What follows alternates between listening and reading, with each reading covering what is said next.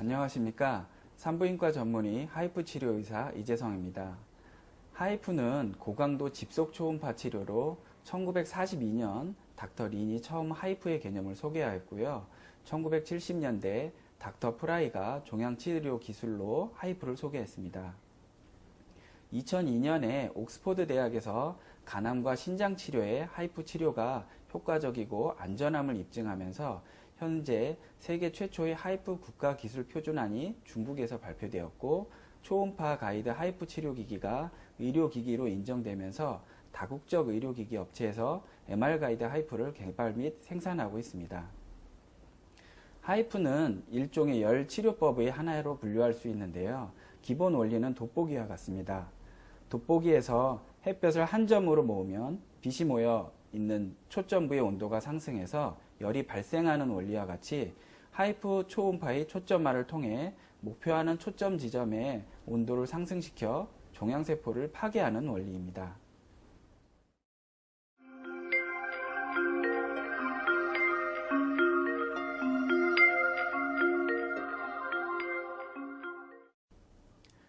현재의 하이프 치료기기가 우리나라에 도입될 당시에는 간암 치료용으로 도입되었고, 자궁근종이나 자궁성근증에는 해당되지 않았습니다. 그러다가 2010년 2월부터 본격적으로 자궁근종과 자궁성근증의 하이프 치료가 적용되어 현재 이르렀습니다.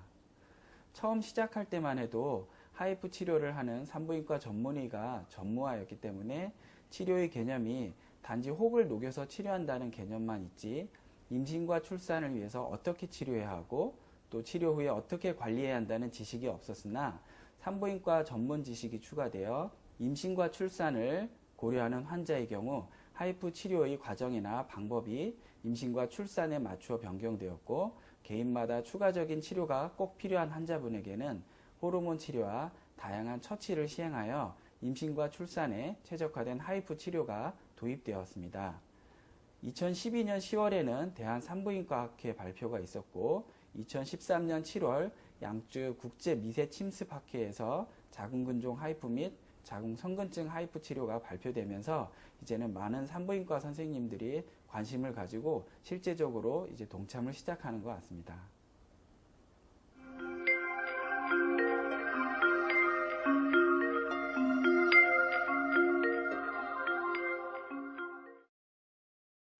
하이프 치료 기계의 차이는 치료 시 관찰하는 이미지가 초음파인가 MRI인가, 그리고 초음파를 방출하는 방식이 어쿠스틱 렌즈형인가 엘리멘트 어레이 방식인가의 조합으로 특성이 달라집니다.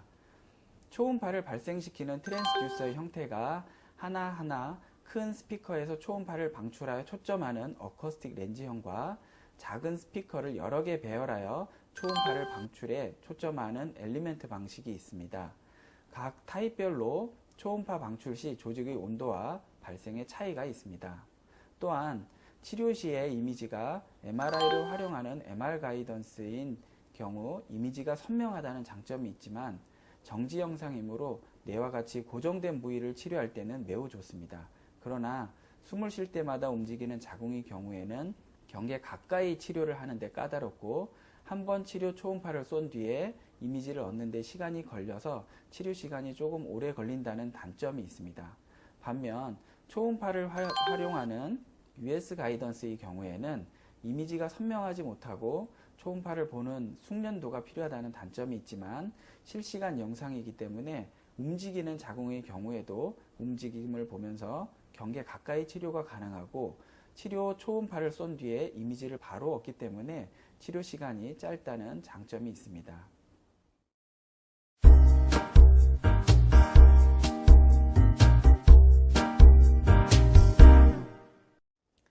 이 영상은 실제로 자궁 근종을 치료하는 장면으로 근종 내부가 하이프 치료로 하얗게 변하는 모습을 보여줍니다.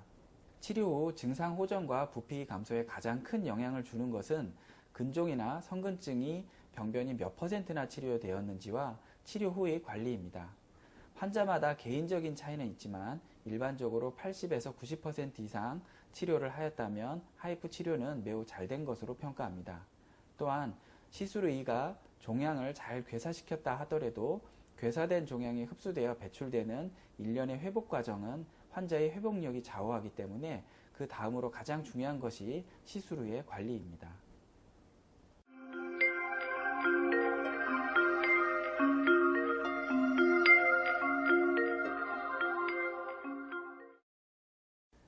하이프 시술 후에는 자궁의 상태와 전체적인 몸의 상태에 맞춘 관리가 필요합니다. 일단 시술 직후에는 괴산된 자궁 근종과 자궁 성근증 세포가 파괴되어 혈중으로 흘러 들어오게 됩니다. 그러면 혈중에는 괴사된 단백질과 지질, 아라키돈산, 요산, 칼륨, LDH 등이 증가되고 염증 수치도 상승하게 됩니다. 이렇게 탁한 피로 변하기 때문에 우리 몸의 해독기관인 간과 신장의 기능이 활발하게 움직여서 혈중 상태를 정상적으로 만들기 위해 해독과 배출의 기능을 높입니다. 간이 해독하려면 간에서 조효소로 변환되는 비타민 B군을 풍부하게 섭취해야 간의 해독 기능이 원활해져 회복에 좋습니다. 혈중 지질이 높아지면 과산화 지질로 바뀌면서 체내의 면역력을 떨어뜨리고 동맥경화를 촉진해 혈액순환을 어렵게 만듭니다. 이때 과산화 지질이 제거에 필요한 것이 바로 비타민 C와 식물에 내재되어 있는 식물 영양소의 항산화 능력입니다.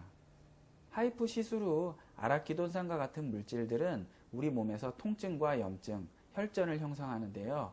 오메가3 등의 불포화 지방산은 아라키돈산의 농도를 감소시켜 시술 후 수축되어 혈액순환이 떨어진 자궁 쪽의 염증과 통증을 가라앉히고 혈액순환을 촉진해 흡수와 회복을 돕는 역할을 합니다. 정상적인 자궁의 경우 생리가 늘어날 수 있지만 하이프 치료 후에는 오히려 혈액순환이 떨어진 상태이므로 꼭 필요한 성분입니다.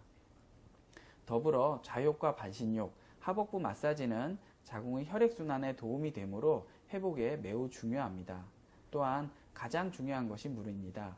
혈액이 탁해지면 피가 끈적거리기 때문에 물을 자주 하루 2리터 이상 섭취해야 피의 농도가 탁해지는 것을 막을 수 있습니다.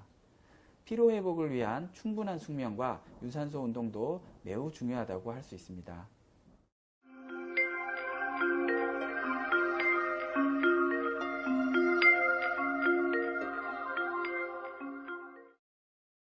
하이프 기계는 초음파로 열을 발생시키는 장치입니다. 즉, 일종의 수술용 칼과 같은 치료 도구이고 몸에 칼을 대지는 않았지만 의료진이 실시하는 수술과 동일하게 시술됩니다. 따라서 시술 후의 결과의 차이는 시술 의사의 숙련도와 의학적 판단이 매우 중요합니다. 그리고 하이프로 자궁 질환을 치료받을 때에는 자궁의 상태를 진찰하고 출혈과 통증 그리고 염증 등이 치료되어야 하며 필요한 경우에는 호르몬 치료와 약물 치료가 병행되어야 합니다. 또한 치료 후 임신을 계획하신다면 생리 주기를 고려하여 시술 시기를 잡으시고 임신 계획과 분만 계획 등 환자에게 가장 안전한 방법을 선택해 주는 것 등 포괄적인 대처가 이루어져야 합니다. 현재 하이프 치료는 많은 산부인과 선생님들이 관심을 가지고 계시고 점점 치료에 동참하고 계십니다. 앞으로도 더욱 많은 선생님들의 참여로 자궁 근종과 자궁 성근증의 하이프 치료가 더욱 발전되기를 기대합니다.